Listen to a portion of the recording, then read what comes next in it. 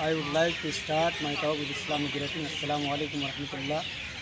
All watchers, first of all, I would like to thank, but I will thank at the end of this video. Guys, we are three friends and we have come to visit the Red Fort of India. As we know that it is a wonderful place of the world.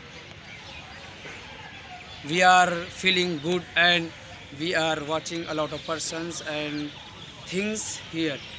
And now I am finding here some kind of change. For example, we can see this building that its color is not red, but its color is white. It means we may say that some changing are taking place here. With humble request, we are saying that what is going on in India, it should be not done in India because its color are red, but now I am finding its color is white.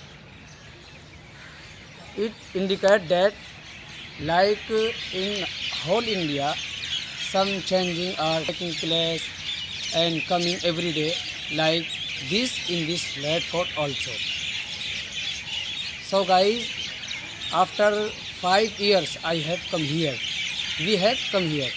Before 5 years I have a lot of time here, but after 5 years I am finding here some kind of change that I have predicated and I mentioned before you. Thank you so much and have a nice day.